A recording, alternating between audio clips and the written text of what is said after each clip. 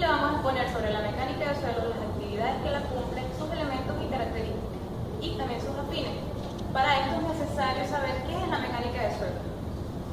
La mecánica del suelo es una rama de la ingeniería que se encarga de estudiar las fuerzas y cargas que se establecen en la corteza terrestre. Su objetivo principal es estudiar el comportamiento de los suelos para ver si este es apto como material de construcción o para base de sustentación de las obras civiles. El ingeniero se encargará de pronosticar las características de carga de formación que existen en la corteza, ya sean rellenos naturales o rellenos compactados. Un ejemplo de la problemática de carga de formación es la Torre de Pisa. Buenas tardes, mi nombre es Hugo García y le vengo a poner acerca de la importancia de la mecánica del suelo en la ingeniería civil. A un ingeniero le interesa identificar y determinar la conveniencia o no de usar el suelo como un material para construir rellenos en caminos, canales de conducción, sistemas de distribución de riego, obras hidráulicas, entre otros. Para esto se debe tomar en cuenta las muestras de suelo que luego son sometidas a pruebas de laboratorio, considerando que es necesario. Dentro de la importancia también tenemos que si no se toman en cuenta estos estudios pueden haber deformaciones, fisuras, grietas o hasta el colapso de las obras. A través de estos estudios también podemos determinar los materiales y los procedimientos que se van a usar dependiendo del tipo de suelo que se encuentre en la obra. Y también estas nos ayudan a conocer los problemas que pueden ocurrir debido a fuerzas externas. Si no se tiene un suelo totalmente confiable, ya que lo pueden afectar propiedades como el agua o fenómenos naturales. Mi nombre es María Franco y yo le voy a dar un poco lo que es un estudio geotécnico. Primero que nada, un estudio geotécnico es el conjunto de actividades que permiten obtener información geológica del terreno utilizada en las obras y también necesaria para la redacción de un proyecto de construcción. Un estudio geotécnico se realiza previamente al proyecto de un edificio o de una vivienda unifamiliar. Las características son: asegura la viabilidad del proyecto mejorando los cortes del mismo. No cabe la idea de diseñar una estructura sin tener en cuenta la respuesta de la obra frente a las situaciones que va a ser sometida, y el terreno no debe de ser más que un elemento estructural del proyecto cuya respuesta se debe proveer de antemano. También permite determinar las dimensiones y la tipología del terreno de construcción a realizar. Permite anticipar problemas relacionados o no con el agua, como son la profundidad del nivel freático, las filtraciones, erosiones internas, entre otros. También permite elegir el material adecuado y la maquinaria necesaria para la obra, el tipo de material que han de ser excavado, entre otros.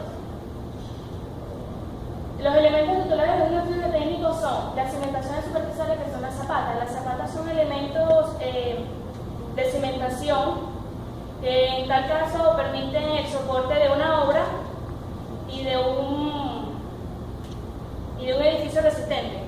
Está conformado por concreto y se ubica por debajo de los pilares. Las cimentaciones semiprofundas, que son los pilotes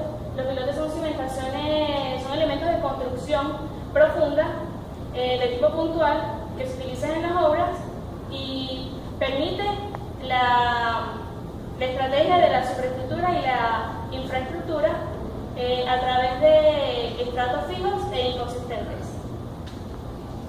Buenas tardes, profesor. Mi nombre es Jessy Largue y yo vengo a hablar sobre los elementos y factores que intervienen en la formación de los suelos. Los elementos climáticos son los principales elementos que intervienen en la formación de los suelos porque son los que establecen las condiciones de la temperatura y la humedad. Los litológicos son los de naturaleza física y química de la madre roca. El aumento de la temperatura de manera decisiva. Los elementos biológicos representan los seres vivos como las plantas, los animales y los microorganismos.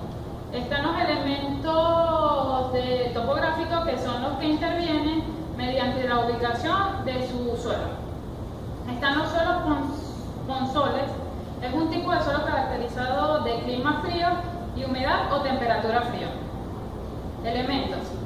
El horizonte verde se caracteriza por un alto depósito de oxígeno que se confieren unas capas tonalidades rojizas y caracterizadas. Tienen gran acumulación de elementos rojizos, ruginosos y silicatos. y alucínico. Buenas tardes, profesor. Mi nombre es Milena Bermúdez y yo voy a continuar con el tema de mi compañera anterior. El aumento de temperatura influye de manera decisiva en muchas de las reacciones químicas que afectan el desarrollo de los suelos. Y esto hace más intenso el proceso de descomposición de las rocas. El aumento de temperatura también ayuda a los compuestos orgánicos y esto se hace más favorable y disminuye la sal en los suelos. Las lluvias y las precipitaciones hacen un lavado, lo que hace que el suelo se vuelva más estéril. Elementos temporales son el factor que ayuda a los otros factores para poder actuar, para que todos los elementos puedan actuar en la composición de los suelos. Los suelos ferralíticos se encuentran en climas cálidos y húmedos. Son muy lixiviados. Estos suelos pueden tener caparazón y se ven sometidos a la erosión o a las migraciones masivas. Los elementos. Tenemos, por ejemplo, yo voy a explicar el aluminio. Es uno de los elementos más abundantes en la corteza terrestre por sus propiedades naturales de ligereza. Buenos días, profesor. Yo le voy a hablar sobre la clasificación de los suelos según Sorino. Los suelos residuales comprenden todos los suelos que se han originado a partir de materiales sedimentarios y heterogéneos. Entre las utilitas, las limotitas, las magras, las areniscas y las gravas, y que debido a diversos fenómenos orogénicos, epirogénicos y hidrocorrosivos ha originado tomadas, colinas y bajas. Este es un ejemplo de ese tipo de suelo que se encuentra actualmente. También en la clasificación según su origen tenemos los suelos de origen aluvial antiguo.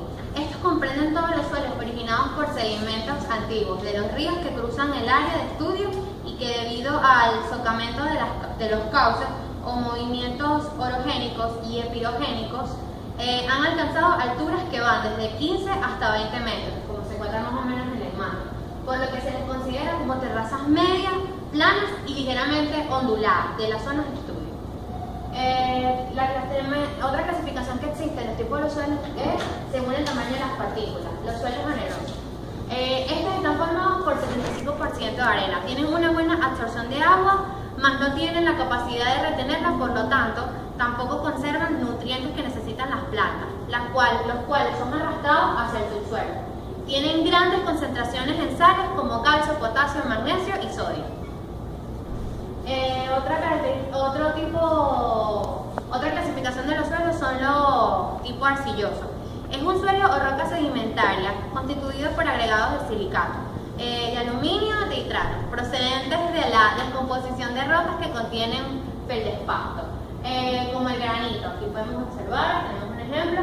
Este presenta diversas coloraciones según las impurezas que contiene, desde el rojo anaranjado hasta el blanco cuando es muy pura. Otra clasificación de los suelos es según su estructura. Existen las estructuras granulometradas y migajonas. Estas son partículas individuales de arena. También existen de limo y arcilla. Están agrupadas en granos pequeños, casi esféricos, como se encuentra en la imagen. El agua circula muy fácilmente a través de este tipo de suelos. También tenemos los suelos de estructura laminar, que se componen de suelos agregados en las láminas o capas finas que se acumulan horizontalmente una sobre otra, así como se puede observar más o menos aquí en la imagen. A menudo estas láminas se traslapan, lo que dificulta notablemente la circulación del agua. Esta estructura se encuentra casi siempre en los suelos boscosos y en los suelos formados por capas de arcilla. Gracias. Mi nombre es Joan González y vengo a exponerle sobre el problema fundamental en los suelos, fundamentales en la formación de los suelos como material para la construcción. Suelos susceptibles a las heladas. Ciertos suelos se debilitan al congelarse. Es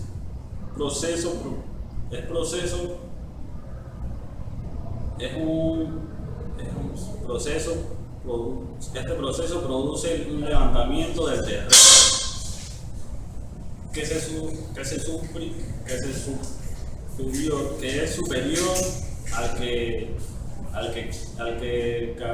cabría esperar por el aumento de volumen del agua, al convertirse justo al fenómeno de transferencia del calor. Exposiciones y terremotos. Sobre un suelo pueden actuar cargas exteriores de aplicación instantáneas y de magnitud importante que pueden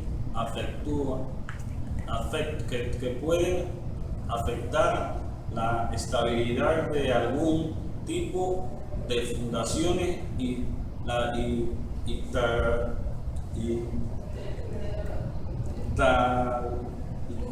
taludas.